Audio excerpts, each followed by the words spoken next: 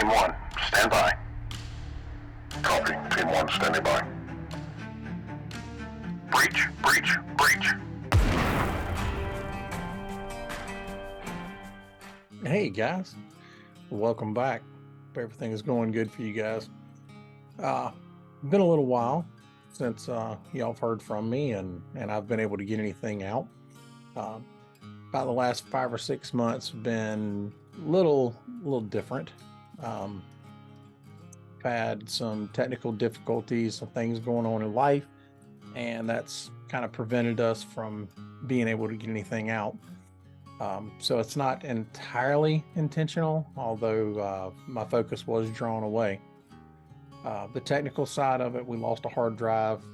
Everything that was written, already recorded, everything that was already done was on the hard drive, and it was not recoverable. So we lost everything. Had to recreate a bunch of stuff. And in the meantime, we've gotten a new hard drive and a backup system. So hopefully we can avoid that for the future. It's technology. And I'm not always the most technological inclined. So who knows? We may start over from scratch again. The other aspect of it is, let's see, underwent an emergency surgery that took me down for a little while. Probably could have got something done during that time. However, I was really focused on just kind of me and getting back on my feet. But at the same time, I lost some family members and some people that were close to me back at the beginning of the year, back in January. And it's taken me a little time to kind of get my feet back under me and be able to try to expand the horizons for the intent of doing the podcast. As I've said before, the whole purpose of this was to try to reach out, try to help people and get them through some tough times. And a little difficult to do when you're kind of running through the ringer yourself, running through the gauntlet, if you will. And it was definitely a gauntlet for me. One of the things that impacted me the most was I lost my brother. So back in January, my brother lost his lifelong battle, if you will, with depression and wound up committing suicide. He was fighting some addictions, and the demons he was fighting just got a little too strong for him. And he didn't reach out. He just did what he felt he needed to do. And we lost him. Impacted me a little bit differently than what I expected. As y'all have heard me talk before, with losing my mom to suicide and other family members to suicide, obviously I'm no rookie at it. I've experienced it in my personal life and in my profession. I've had to deal with it quite a bit. Either individuals that successfully committed suicide, or with trying to help people that were contemplating it, things of that nature. So I've got quite a bit of exposure and experience with it. And I guess in a sense, it kind of gave me a little too much confidence that, I was ready to handle it. And that was all put to the test when I lost my brother. And I handled it better than I did when I lost my mom, but I didn't expect it to affect me the way it did. I made sure that I kept going. I refused to stop. I went about my normal life as best I could, as much as I could. Tried to talk about things when the opportunity presented itself, though it wasn't much. And in large part, that was due to me. Kind of felt like I still needed to stay strong for a lot of people in my family and things like that. So I, in large part, kept a lot of stuff to myself and chose to handle it in my own way, in my own time. But during that time, I've got to looking back, like I said, we lost everything for the show. So I got to looking back, trying to find where I could recover stuff from and things like that. And it got me looking through old podcast episodes that we'd already done. Got me looking back over some of the written material that I've done, as well as the little shorts that I've put on TikTok under the Breach Your Mind TikTok account. And in doing so, I discovered a few things. One of the things that I discovered was in going through the analytics, the statistics, if you will, for everything, the podcast, the writings, the TikToks. There was one particular category that stood out among all others. The statistics for it were vastly higher, especially the organic statistics were vastly higher than any other media that I had put out, that the show had put out, anything like that. And as a creator, as someone who tries to produce stuff to get out to people, typically that's something you want to see. You want to see your statistics high. You want to see those views and shares and likes and comments. You want to see those things. But on this particular topic, it was a little concerning for me. Now, I will concede that, it is entirely possible that the reason that the statistics were so high on this was because it resonated with the people that were viewing it.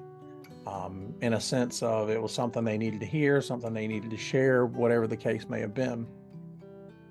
But the other side of it, and I acknowledge the fact that it could be because of the state of mind I was in at the time that I was viewing all of this, the overwhelming thought at the time was that it was more likely than not the reason the statistics were so high on the topics of suicide in all stretches of what we're trying to do here.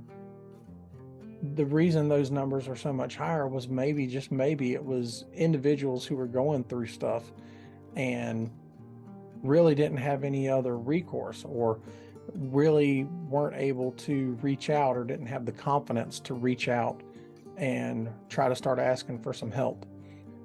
Whether it was someone who was had suicidal ideations, whether it was someone who was a surviving family member, friend, or loved one of someone who they'd lost, whatever the case may have been, maybe the reason why was because they were still reaching out and they didn't really know where to go, or how to get started with all of it. And to me, that was worth going back over it again. If I'm not mistaken, the first time we talked about it in a podcast was back in 2019, 2020, I think, somewhere in there. I wrote about it not much longer before that. So, it's been a little bit, but to me, it's something that's definitely worth bringing back up. And to be truthful with all of you, this is about the third time that I've recorded this specific podcast episode. I've done a couple other ones prior to now, and I wound up deleting them both just because it didn't feel right. The information seemed, it didn't seem altogether like my mind wasn't right for it at the time. So like I said, we're on the third take of it, if you will, and I'm hoping we can get through it a little bit better this time.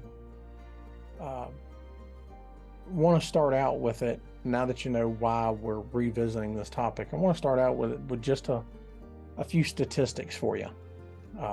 It's been long believed by me that the suicide rate, especially in our country, is pretty high, and it's not really gone down much, which in preparing for this episode, at least this take, I did see some glimmers of hope, which was nice to see.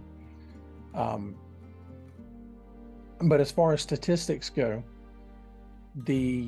as of this year, 2023, the US has the highest suicide rate of any other wealthy country. So, out of the 7 billion people, roughly, that are on this planet, the United States has the highest suicide rate of any other wealthy country.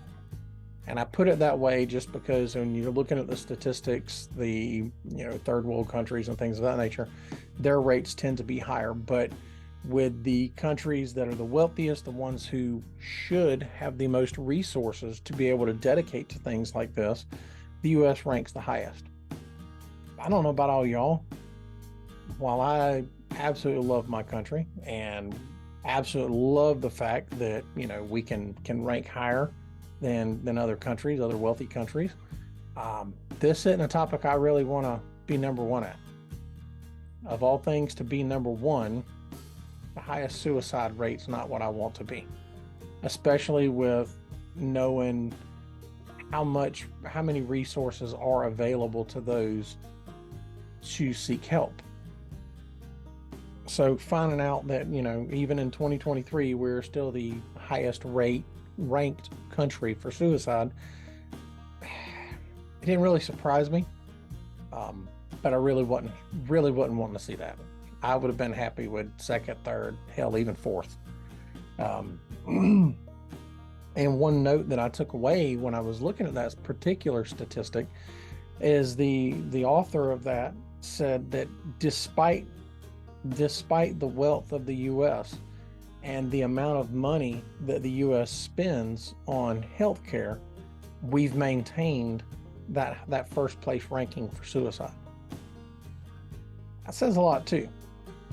That says a lot. Because if we have the resource, we have the money to dump into the healthcare system to help lower these things, to help, not just with illnesses, but mental health in general, and specifically suicide, we still rank the highest, even though we spend the most money out of all the other wealthy countries. That's kind of a surprise. That's genuinely kind of a surprise, because I wouldn't have guessed that. I would have guessed that we spent less on it, especially considering, the climate over the past, say 8 years. That's been one of the talking points, at least if you listen to any of the political stuff. That's been one of the talking points. Oh, we need to put more money into healthcare. We need to put more money in healthcare. Yet the statistics show that the U.S., out of all the wealthy countries, the U.S. spends more in healthcare than any other country, yet we still outrank everybody else in suicide. Starting to think, at least off of that little statistic, that maybe it's not about the money that we are putting into the healthcare system. It's maybe what we're getting out of it. Maybe we're not getting the best value for our buck, as a country, as a society, as individuals. So we got to figure out a way to change that. And continuing in the statistics, between 1999 and 2018, there was a 35% increase in the number of suicides in our country. 35% in 20 years? 20 years, we rose 35%. 35%. And I believe at the time of 2018, the rate was, 14 people per 100,000. So every 14 people out of 100,000 were committing suicide. And that's all age ranges, male and female. All age ranges, male and female. And I mentioned the age range because I got a statistic in here that you're probably going to find a little surprising. So we had a 35% increase all the way from 1999 all the way to 2018. 2018, there was a change. It started to drop off a little bit. And that's the positive thing. That's the thing I was surprised to see, that in 2018, it was actually starting to, the curve was starting to turn a little bit.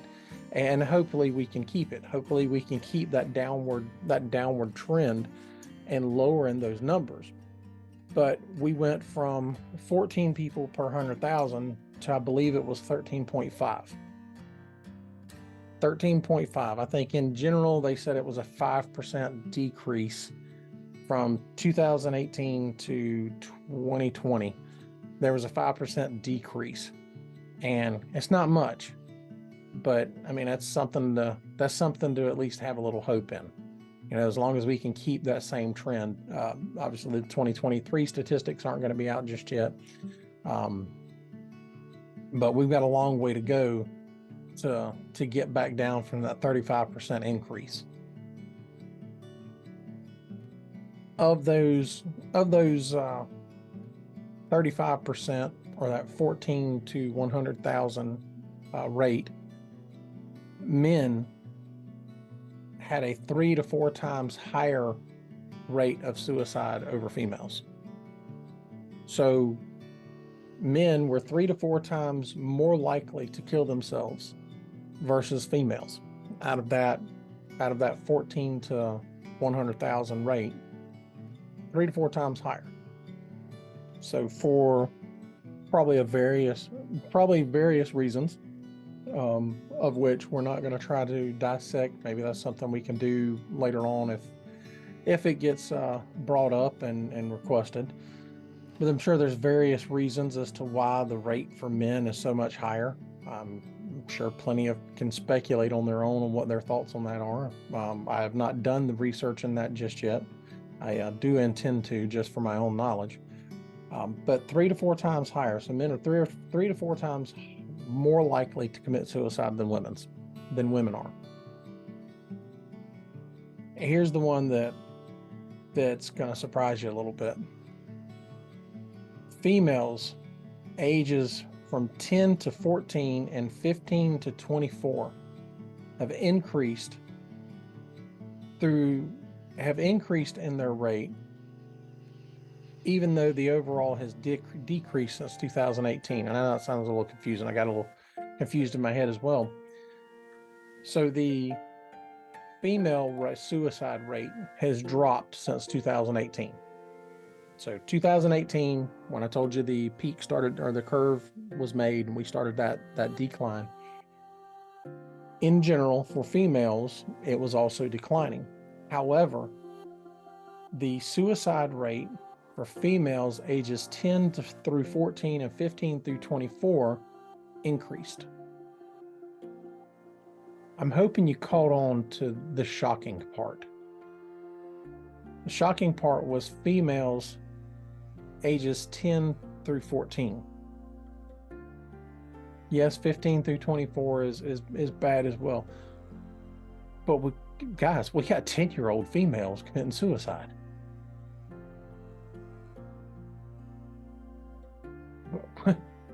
Where is this okay? Obviously, suicide's not okay, but a 10-year-old.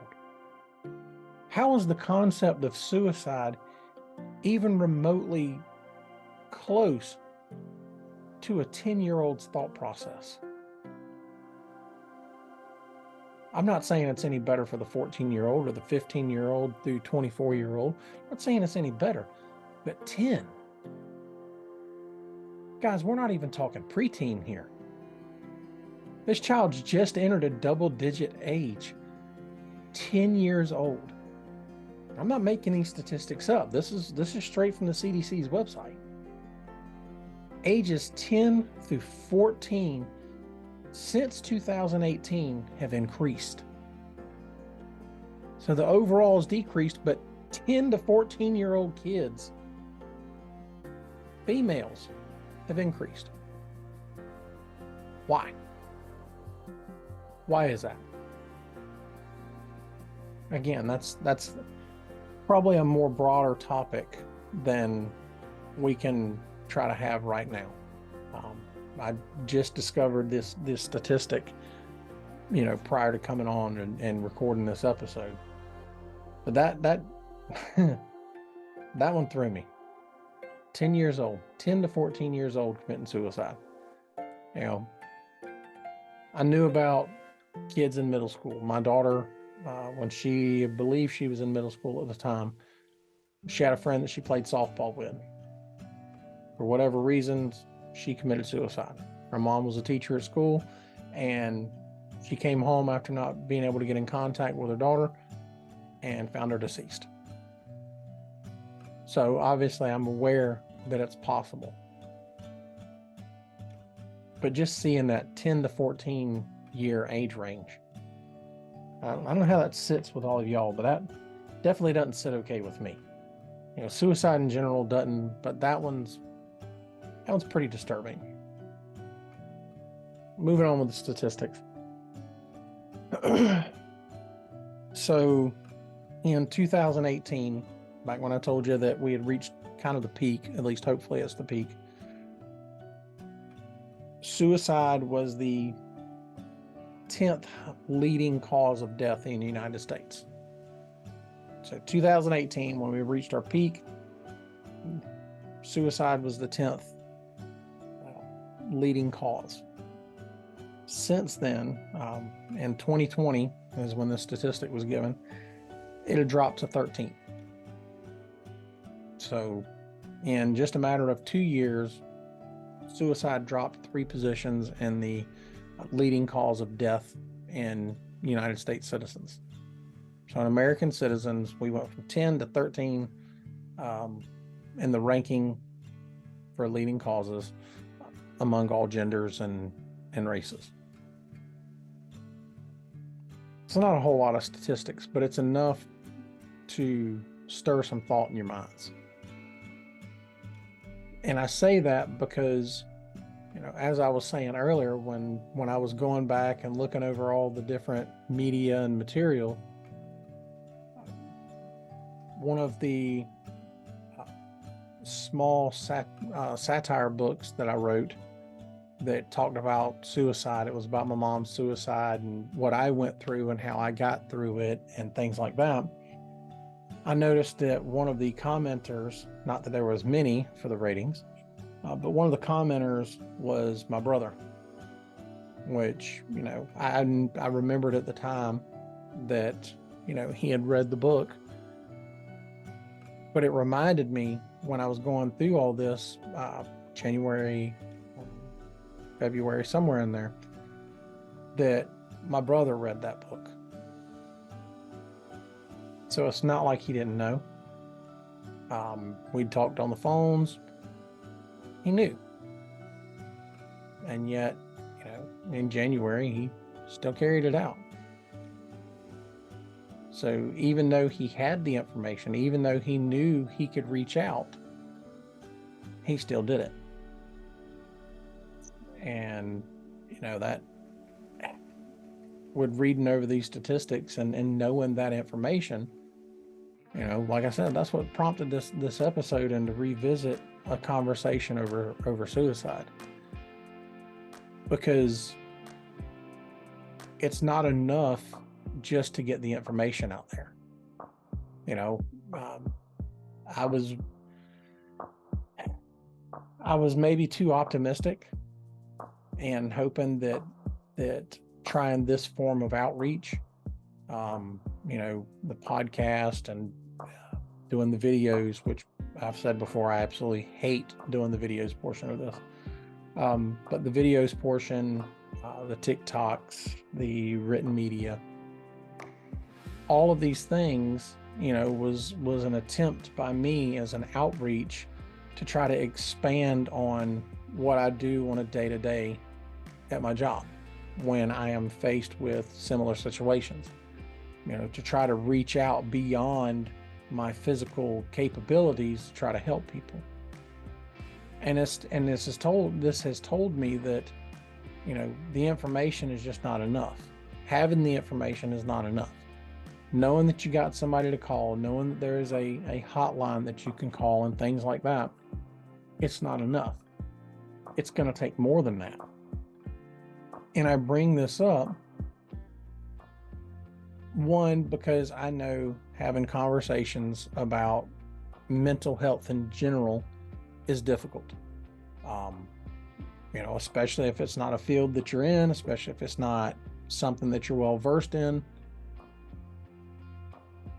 I know it can be difficult.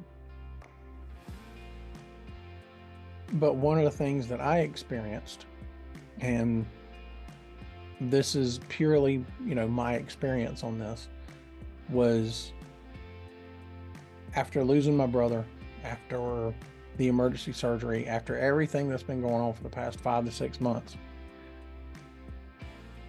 I found out through conversation that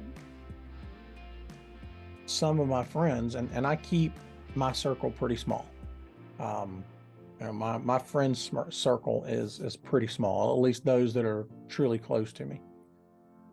I found out that my close friends, in knowing what I was going through, didn't know how to speak to me. They didn't know what to say to me when they knew what I was going through.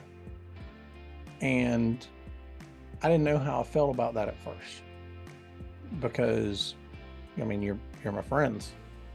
We've done a lot of things together. We've literally risked our lives with each other.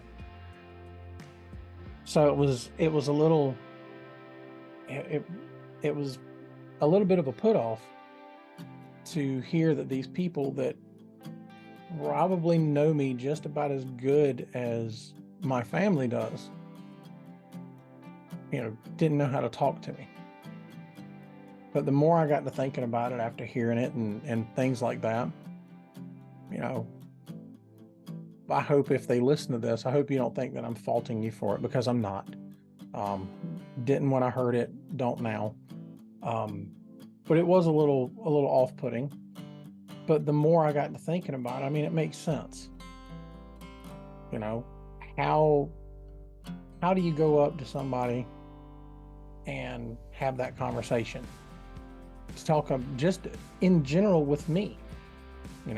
I wasn't contemplating suicide. I didn't have any suicidal ideations, but I was grieving. I was living with the grief of losing my brother and my uncle and a close family friend who was like a brother. I'm going through these things and I'm grieving. How do you go to someone and have that conversation? Just in general about the grief aspect, let alone someone that's, maybe having suicidal ideations. And like I said, that it finally dawned on me is, how uncomfortable those conversations can be, especially when you definitely don't want to say the wrong thing. So where do we go from here? Like I said, putting the information out there is obviously not enough. Now, that's not me trying to, put this outreach attempt with the podcast and all the other stuff. It's not me trying to put that out there as, oh, this is the way that, we're going to save the world. It's not. It's legitimately just me trying to, one, have that outreach, but also build a community for people. Those of you that listen to the podcast or watch the YouTube channel or the TikToks or anything like that, you guys are in a unique position to help be a part of that community, to help that outreach. It's not about me. It's not about the whole, reach your mind. It's not about any of that. It's not what any of this has ever been about. It's literally about building a community of outreach for people, and it's not just on suicide or grief or anything like that. It's through all aspects of life. And the only advice I can give when it comes to, trying to extend that outreach, if you're that person put into that position, the only way that you're going to be able to have that conversation is to start it. That's it. Go up and start it. Try. Make an effort. It's all it takes. Yes, you're going to come across people like me who are going to tell you we're fine. We're going to put a smile on our face. We're going to go through the day-to-day as if nothing is wrong. Doesn't mean we're not still fighting a battle inside of our mind over things that are going on. And yeah, you may not always get us to talk. But what if you do? What if that time that you decide to try to have that conversation, that individual's at a weak point? And this entire time they've known you were there, and you finally gave them an opportunity to open up about some things. And they crack the seal a little bit. They start letting some of it out. You know, that's something you're not going to know if you don't at least try to have the conversation. You know, and I've had it said or heard it said, well, I'm not going to hound, I'm not going to beg, blah, blah, blah, blah, blah. Well, that's great. You know, that's great from a personal standpoint. For you as an individual to feel like that's great for you. How is that helping the other person though? How's that mindset of, well, I'm not going to, how does that help somebody that may be going through something? Whether it's suicidal ideations, whether it's grief, whether it's just an overwhelming stress of something that's going on in their life, financial problems, whatever the case may be. How does that help them? It doesn't. You know, the one time of going, hey, all right, how's things going? Blah, blah, blah. They tell you everything's fine, whatever, you know differently because you know the person or whatever, and you leave it alone because, well, you don't want to hound or you don't want to beg them to try to talk to you. I could be wrong, but how's that help? How does that help anybody else other than you? You know, I'm not saying that this is a willful thing. You know, it's hard to have those conversations. It's hard to talk to people when you don't know exactly what they're going through. I mean, you got to try. It's the only way any of this works. It's the only way that any of us are going to be able to reach out to those that we know are going through some things. Whether we know them personally, whether, you know, we're, you know, seeing a stranger on the street, you know, it's not the same example, and maybe it's a little too lighthearted for this particular conversation. But just yesterday, I'm in a public place, some people around me, they're going through something similar as I was.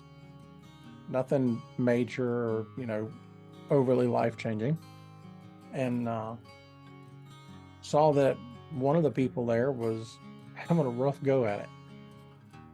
And it was something as simple as me looking over at them, and she made eye contact with me. I looked at her and I kind of put a smile on my face. I said, "You good?" And she smiled and she goes, "No, but I will be." Granted, it was situational on what the incident was, and that was legitimately all it took to navigate that little situation. But it was just as simple as that. You know, I saw somebody having a little rough go at the moment, check on them. You know, it's hard for me to say any of this and not trying to come off like I'm pompous or trying to stand on some soapbox, because I'm really not. I'm not trying to. I just know that with the statistics that I was able to come up with on this, with the things that I've experienced in my own life, it's not enough. What's currently going on is not enough. Yeah, we've, you know, as of 2018, we reached a peak and we've started a decline. But it's only that 13.5. It's that 0.5% on the rate. It's that 5% total that they're talking about. Yeah, it's a start, and it's something to be proud of. But it takes constant work to keep that number dropping. It takes constant effort.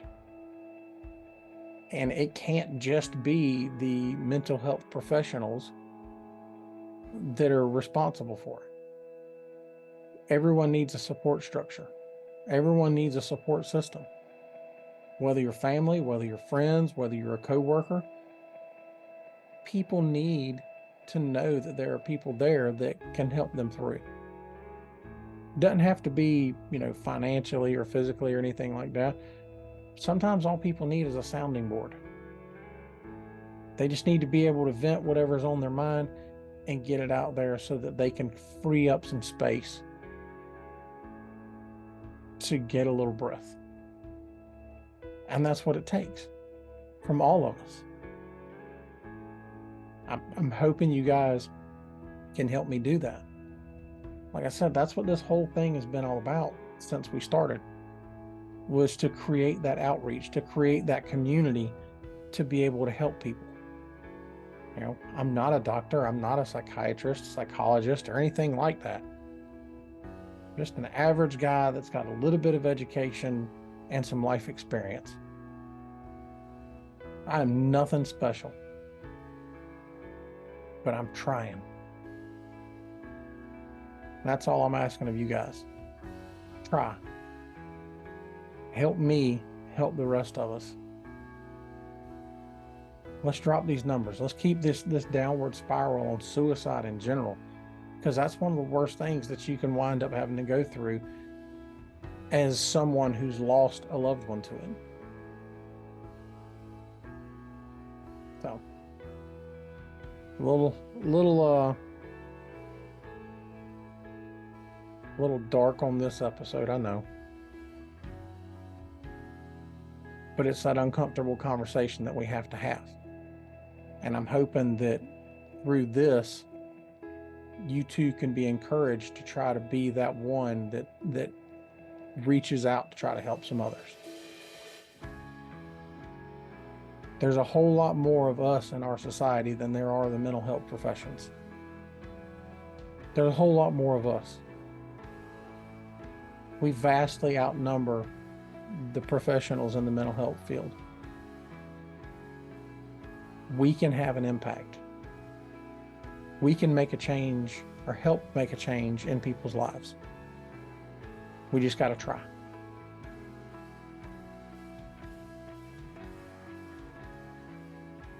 I hope you're willing to help with me, because I'm not going to stop.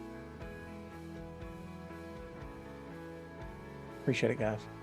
Thank you for your time, and we'll catch you on the next one.